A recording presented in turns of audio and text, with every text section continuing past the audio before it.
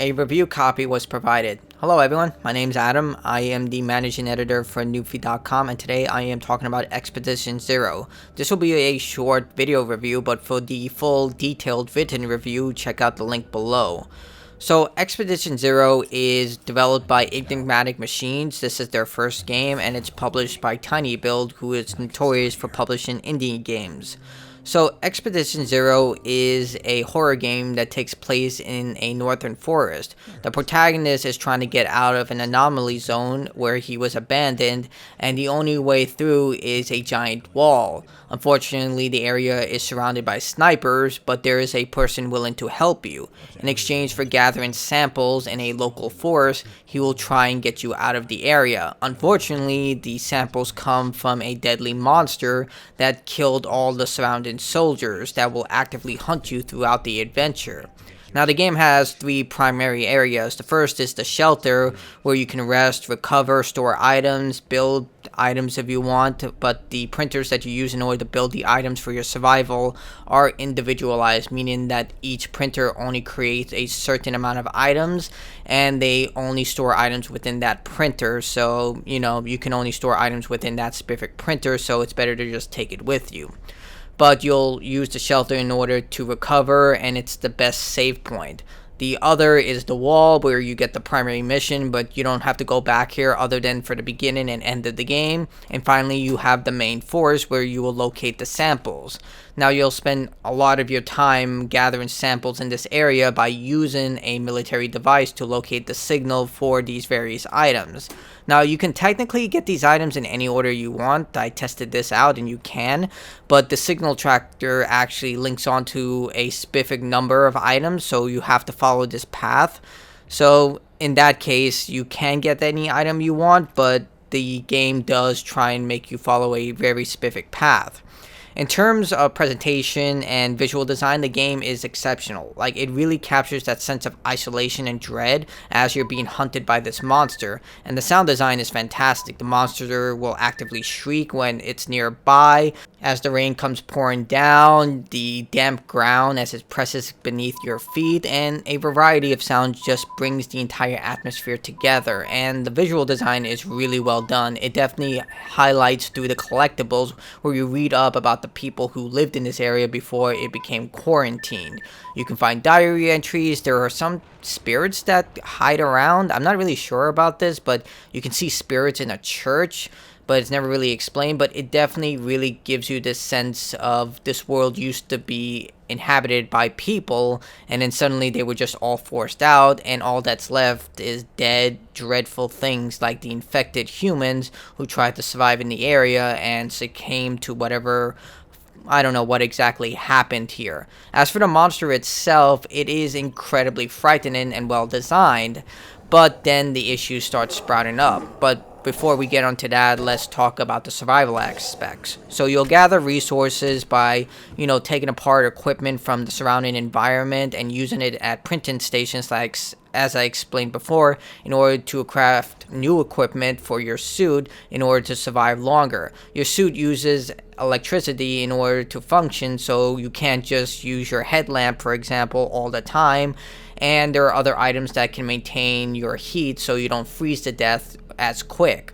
So you'll have to constantly charge your suit. There are portable batteries for you to charge your suit on the fly, but these are only supposed to be used in very dire situations. There are plenty of charging stations, but they're not enough that you can be cocky with the energy you use.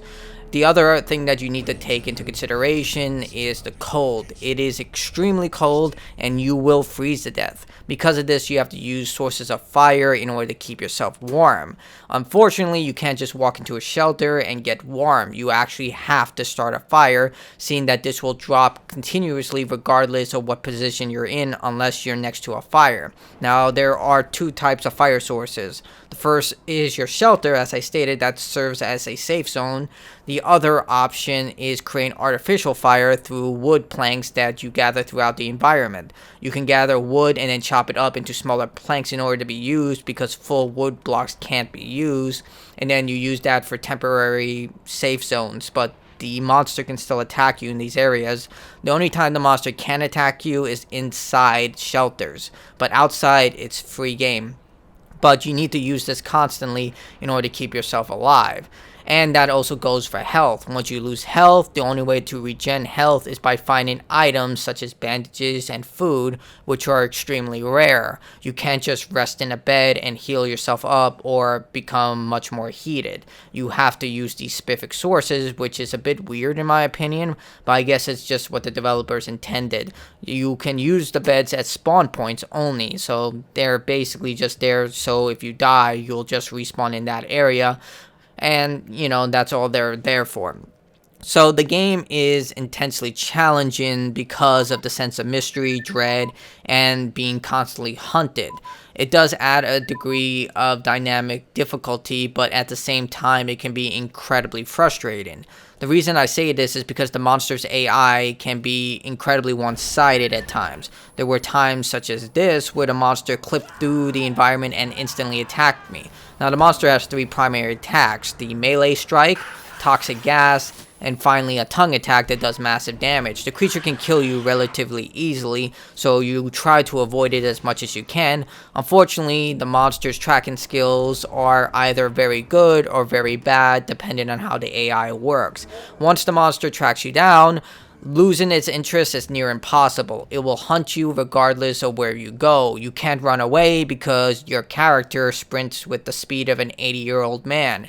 And while combat options do exist, they don't really do anything, at least from what I could tell. I've played through this game twice, and I tested this feature. As you can see here, I actually glitched the monster to see if I can actually kill it or, cause it to just flee. It never flees no matter how much damage I inflict onto it, so as far as I can tell, shooting it does nothing, and you can't run from it, so all you can do is reload a save where the monster didn't find you. That's the only recommendation I can give you, and it's so weird. In fact, the game requires you to go inside a shelter, down into the basement, and pick up one of these items that you're supposed to find, the samples. And by the time I got back upstairs, I was thinking, oh, maybe it's gone. And no, it wasn't. It was still attacking the house, and the second I got outside, it attacked me. So I don't know if this was done on purpose, but it needs tuning. It needs to be reduced so it has some sort of meter that if it doesn't attack the player during a certain amount of time, it should leave and go somewhere else. When you take into consideration other games that have similar mechanics with creatures that constantly hunt you, like Resident Evil 3 or The Evil Within 2 with Anima, there are always some avenue granted to the player where they don't feel totally defenseless. Like in Resident Evil 3 with Nemesis, you can either run away or you can fight the creature. You had options, and in The Evil Within 2, you weren't completely defenseless. Despite Anima being able to kill you with one hit, you still had the option of trying to protect yourself. And the argument can be made that it's a creature that's only hunting you, seeing that there's nothing else for it to hunt, but either way, give you some option in order to try and fight back, or make it so that the creature isn't as aggressive as it is right now. The other major issue with the game is that there are a lot of technical problems. You get stuck in the geometry. There will be often times where my character would not equip his item. Sometimes it will not indicate whether I crafted an item. And it just keeps mounting up, eventually becoming so broken that you just want to shut the game off in frustration.